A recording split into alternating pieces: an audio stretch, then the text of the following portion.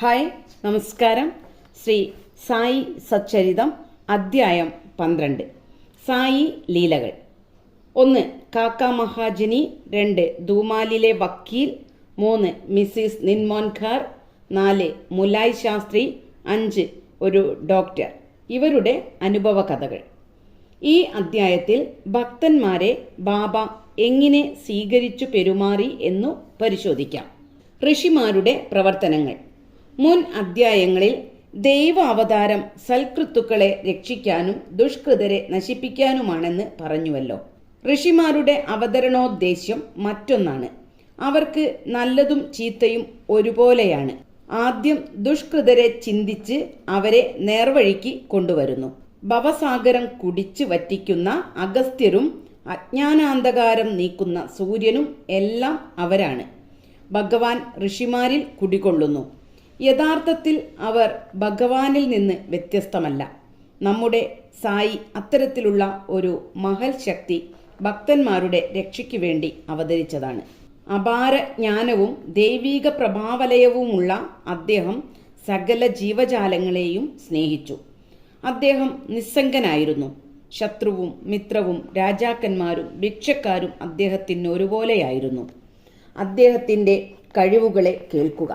ഭക്തന്മാരെ എല്ലാ കഴിവുകളും ഉപയോഗിച്ച് സഹായിക്കുന്നതിൽ അദ്ദേഹം ജാഗരൂകനായി. എങ്കിലും അദ്ദേഹം സ്വീകരിക്കാൻ തയ്യാറായില്ലെങ്കിൽ ഒരു ഭക്തനും അങ്ങോട്ടടുക്കാൻ കഴിയുമായിരുന്നില്ല. അവരുടെ ഊഴം വരുന്നതുവരെ ബാബ അവരെ ശ്രദ്ധിക്കുകയോ അദ്ദേഹത്തിൻ്റെ ലീലയെപ്പറ്റി അവർ കേൾക്കുകയോ ചെയ്യില്ല. പിന്നെ എങ്ങനെയാണ് അവർക്ക് അദ്ദേഹത്തെ കാണാൻ സാധിക്കുന്നത്? ചിലർ ബാബയെ കാണാൻ ആഗ്രഹിച്ചിട്ടും മഹാസമാധി വരെയും അതിന് തരപ്പെട്ടില്ല. അങ്ങനെ പലർക്കും കാണാൻ സാധ്യപ്പെടാതെ വന്നു. അവർ ഈ ലീലകളിൽ ശ്രദ്ധിച്ചാൽ ദർശനമാകുന്ന പാലു നുകരുന്നതിനു പകരം ലീലാശ്രവണമാകുന്ന തൈരുകൊണ്ടെങ്കിലും ഏറെക്കുറെ തൃപ്തരാവാം. ആരെങ്കിലും ഭാഗ്യവശാൽ അവിടെ ചെന്ന് ബാബയെ കണ്ടാൽ അവർക്കവിടെ കൂടാൻ കഴിഞ്ഞിരുന്നുവോ? ഒരിക്കലുമില്ല.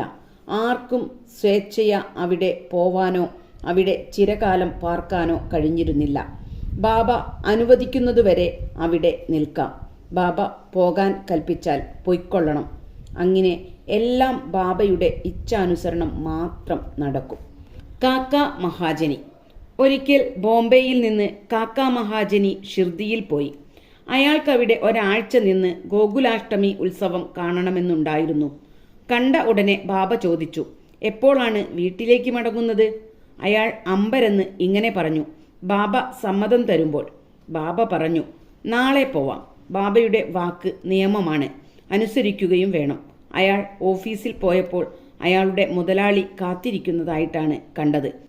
അയാളുടെ മാനേജർക്ക് സുഖക്കേടായതിനാൽ കാക്ക മഹാജനിക്ക് ചാർജ് എടുക്കേണ്ടതുമായിരുന്നു. മുതലാളി കാക്കയ്ക്ക് ഒരു കത്ത് ഷിർദിയിലേക്ക് അയച്ചത് മടങ്ങി വന്നു. ബാബു സാഹേബ് ധൂമാൽ. മറ്റൊരു തരം കഥ കേൾക്കാം. ബാബു സാഹേബ് ധൂമാൽ ഒരു കേസ് ആവശ്യത്തിനായി നിഫാഡിലേക്ക് പോവുകയായിരുന്നു. വഴിക്ക് അയാൾ ഷിർദിയിൽ വന്നു. ബാബയെ ദർശിച്ച് ഉടനെ കേസിന് പോവാനാണ് ഉദ്ദേശം. ബാബ പോവാൻ അനുവദിച്ചില്ല. ഒരാഴ്ചയിലധികം അയാളെ ബാബ ഷിർദിയിൽ നിർത്തി. ഈ സമയം നിഫാഡിലെ മജിസ്ട്രേറ്റ് കഠിനമായ വയറുവേദന കാരണം കേസ് നീട്ടിവെച്ചിരുന്നു. പിന്നീട് ധൂമാലിനോട് കേസിന് പൊയ്ക്കൊള്ളാൻ അനുവാദം കൊടുത്തു. അത് കുറച്ചുകാലം നടക്കുകയും 4 മജിസ്ട്രേറ്റുമാർ മാറി മാറി വന്ന് വിചാരണ ചെയ്യുകയും ചെയ്തു. ഒടുക്കം ധൂമാൽ കേസ് ജയിച്ച് കക്ഷിയെ വെറുതെ വിട്ടു. മിസ്സിസ് നിമോൻകാർ. നിമോണിലെ വാട്ടൻദാറും ഓണററി മജിസ്ട്രേറ്റുമായ നിമോൻകാർ ഭാര്യയോടുകൂടി വന്നു. ഷിർദിയിൽ താമസിച്ചിരുന്ന അവർ രണ്ടുപേരും അധിക സമയവും മസ്ജിദിൽ ബാബയെ പരിചരിച്ചിരിക്കും. അവരുടെ മകന് ബേലാപ്പൂരിൽ വെച്ച് സുഖമില്ലാതായെന്നറിഞ്ഞ് മിസ്സിസ് നിമോൻകാർ ബാബയുടെ അനുമതിയോടുകൂടി അവിടെ പോയി കുറച്ചു ദിവസം നിൽക്കാൻ തീരുമാനിച്ചു. നാനാ സാഹിബ് അവരോട് പിറ്റേന്ന് തന്നെ മടങ്ങി വരാൻ പറഞ്ഞു. അവരാകെ വിഷമിച്ചു. എന്തു വേണമെന്നറിയാതെയായപ്പോൾ ബാബ അവരുടെ സഹായത്തിനെത്തി. ഷിർദിയിൽ നിന്ന് പോവാൻ പുറപ്പെട്ട് അവർ ബാബയെ നമസ്കരിച്ചു പോവാൻ അനുവാദം ചോദിച്ചു. ബാബ പറഞ്ഞു, സമാധാനമായി വേഗം പൊയ്ക്കൊള്ളൂ. 4 ദിവസം ബേലാപ്പൂരിൽ താമസിച്ചോളൂ. എല്ലാ ബന്ധുക്കളെയും കണ്ട് ഷിർദിയിലേക്ക് മടങ്ങിയാൽ മതി. എത്രമാത്രം അവസരോചിതമായിരുന്നു ബാബയുടെ വാക്കുകൾ.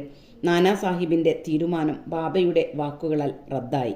നാസിക്കിലെ മുലായ് ശാസ്ത്രി ഒരു യാഥാസ്ഥിതി അഗ്നിഹോത്രി ബ്രാഹ്മണനും 6 ശാസ്ത്രങ്ങളും ജ്യോതിഷവും നല്ല പോലെ പഠിച്ച ആളുമായ നാസിക്കിലെ മുലായ് ശാസ്ത്രി ഒരിക്കൽ ഷിർദിയിൽ നാഗ്പൂരിലെ കോടീശ്വരനായ ബാപ്പു സാഹേബ് ബ്രൂട്ടിയെ കാണാനായി വന്നു. തമ്മിൽ കണ്ട ശേഷം അവർ ബാബയെ ദർശിക്കാൻ മസ്ജിദിലേക്ക് പോയി. ബാബ പലതരം പഴങ്ങളും കച്ചവടക്കാരോട് വാങ്ങി മസ്ജിദിൽ കൂടിയവർക്ക് കൊടുക്കാറുണ്ട്. ബാബ ചിലപ്പോൾ മാമ്പഴം നല്ല പോലെ പതപ്പിച്ചു കൊടുത്താൽ ഒറ്റ വലിക്ക് മുഴുവൻ കുഴമ്പും കഴിച്ച് തോലും അണ്ടിയും വലിച്ചെറിയും. അത്രയ്ക്ക് വിദഗ്ധമായി ബാബ മാമ്പഴം പതപ്പിക്കും. പഴം ഭക്തന്മാർക്ക് കൊടുത്ത് തൊലി ബാബ സ്വന്തം ആവശ്യത്തിനെടുക്കും. മുലായ് ശാസ്ത്രി ഹസ്തരേഖാ ശാസ്ത്രജ്ഞനായതിനാൽ ബാബയുടെ കൈ നോക്കാൻ അനുവാദം ചോദിച്ചു. ബാബ അതിൽ ശ്രദ്ധിക്കാതെ അയാൾക്ക് 4 വാഴപ്പഴങ്ങൾ കൊടുത്തു. പിന്നെ അവർ വാടയിലേക്ക് മടങ്ങി. മുലായ് ശാസ്ത്രി കുളിച്ച് പരിശുദ്ധ വസ്ത്രം ധരിച്ച് അഗ്നിഹോത്രം മുതലായ ദിനചര്യക്കിരുന്നു. അപ്പോൾ ബാബ ലണ്ടിത്തോട്ടത്തിലേക്കു പുറപ്പാടായി. ബാബ പറഞ്ഞു, കുറച്ചു കാവി എടുത്തോളൂ. ഇന്നു നാം കാവി വസ്ത്രം ധരിക്കാൻ പോകുന്നു. ബാബ എന്താണ് ഉദ്ദേശിച്ചതെന്ന് ആർക്കും മനസ്സിലായില്ല. കുറച്ചു കഴിഞ്ഞ് ബാബ മടങ്ങി വരികയും മധ്യാഹ്ന ആരതിക്ക് ഏർപ്പാട് തുടങ്ങുകയും ചെയ്തു. ബാബു സാഹേബ് ബോഗ് മുലായ് ശാസ്ത്രിയോട് ആരതിക്ക് വരുന്നുണ്ടോ എന്ന് ചോദിച്ചു. അയാൾ ബാബയെ വൈകുന്നേരം കാണാമെന്നും പറഞ്ഞു. ബാബ ആസനത്തിലിരുന്നു. ആരതിയും നടത്തി. ബാബ പറഞ്ഞു, ആ നാസിക് ബ്രാഹ്മണനോട് കുറച്ച് ദക്ഷിണ വാങ്ങി കൊണ്ടുവരൂ. ബ്രൂട്ടി തന്നെ ദക്ഷിണ വാങ്ങാൻ പോയി. അയാൾ ബാബയുടെ സന്ദേശം പറഞ്ഞപ്പോൾ ശാസ്ത്രി അന്തം വിട്ടുപോയി. അയാൾ കരുതി, ഞാൻ ഒരു പരിശുദ്ധ അഗ്നിഹോത്ര ബ്രാഹ്മണനായിരിക്കെ എന്തിന് ദക്ഷിണ കൊടുക്കണം? ബാബ മഹാനായിരിക്കാം, ഞാൻ ബാബയുടെ ആശ്രിതനൊന്നുമല്ലല്ലോ.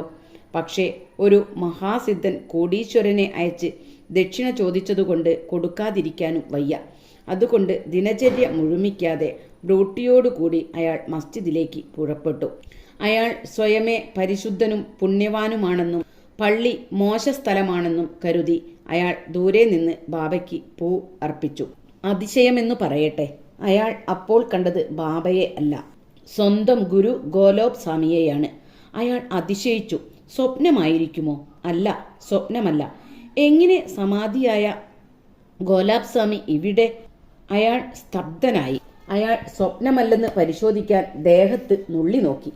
അന്തരിച്ച ഗുരു ഇവിടെയോ? പള്ളിയിൽ? ഒടുക്കം അയാൾ ഓടിച്ചെന്ന് നമസ്കരിച്ച് കൈകെട്ടി നിന്നു. ബാക്കി പേർ ആരതി പാടുമ്പോൾ മുലായ് ശാസ്ത്രി ഗുരുവിൻ്റെ പേർ ഉറക്കെ ഉച്ചരിച്ചു. പിന്നീട് അയാളുടെ മഹത്വവും ജാതിക്കുശുമ്പും എല്ലാം ഉപേക്ഷിച്ച് ഗുരുവിൻ്റെ പാദത്തിൽ വീണുരുണ്ട് കണ്ണുകളടച്ചു. പിന്നീട് അദ്ദേഹം കണ്ണു തുറന്നപ്പോൾ ബാബ ദക്ഷിണ ചോദിക്കുന്നതാണ് കണ്ടത്. ബാബയുടെ അതിമാനുഷത്വവും ആനന്ദസ്വരൂപവും കണ്ട് അയാൾ തന്നെത്താൻ മറന്നു. അയാൾ ആനന്ദാശ്രുക്കൾ പൊഴിച്ചു. ബാബയെ വീണ്ടും വീണ്ടും വണങ്ങി ദക്ഷിണ കൊടുത്തു. അയാളുടെ സംശയം നീങ്ങിയതായും സ്വന്തം ഗുരുവെ കണ്ടതായും അയാൾ പറഞ്ഞു. ഈ ലീല കണ്ട് എല്ലാവരും മുലായ് ശാസ്ത്രിയോടൊപ്പം അതിശയിച്ചു.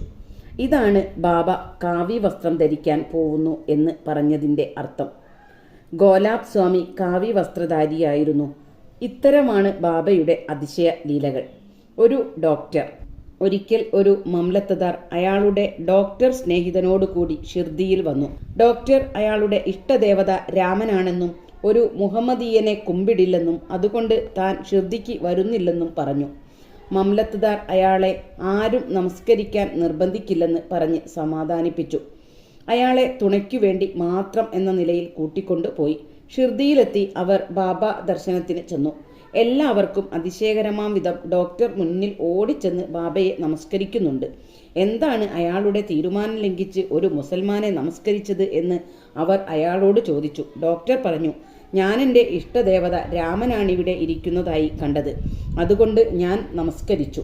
ഇത് പറഞ്ഞുകൊണ്ടിരിക്കെ അയാൾ ബാബയെ തന്നെ വീണ്ടും കണ്ടു. ഡോക്ടർ അന്തം വിട്ടു പറഞ്ഞു, ഇത് സ്വപ്നമാണോ? ഇദ്ദേഹം മുഹമ്മദീയനൊന്നുമല്ല, ഒരു മഹായോഗ സമ്പന്ന അവതാരമാണ്. അടുത്ത ദിവസം അയാൾ വ്രതമെടുത്ത് നിരാഹാരം അനുഷ്ഠിച്ചു. ബാബ അനുഗ്രഹിക്കുന്നതുവരെ മസ്ജിദിൽ പോവില്ലെന്ന് തീരുമാനിച്ചു. അങ്ങനെ 3 ദിവസം കടന്നുപോയി.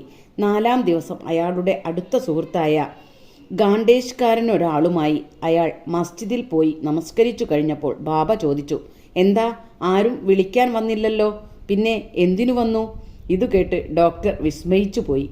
അന്നു രാത്രി ഉറക്കത്തിൽ ബാബ അയാളെ സമീപിച്ച് അനുഗ്രഹിച്ചതായി സ്വപ്നം കിട്ടി. പിന്നീട് നാട്ടിൽ പോയിട്ടും 14 രാത്രികളിൽ ഇതേ അനുഭവമുണ്ടായി. അങ്ങനെ അയാൾ സായിബാബയുടെ മഹാഭക്തനായി. ഈ കഥയുടെ, പ്രത്യേകിച്ച് മുലായ് ശാസ്ത്രിയുടെ കഥയുടെ തത്വം നമുക്ക് ഗുരുവിൽ ഉറച്ച് വിശ്വാസം വേണമെന്നാണ്. അടുത്ത അധ്യായത്തിൽ കൂടുതൽ ലീലകളെപ്പറ്റി പ്രതിപാദിക്കാം. ശ്രീ സായിയെ നമിക്കുവിൻ. ലോകശാന്തി ഭവിക്കട്ടെ.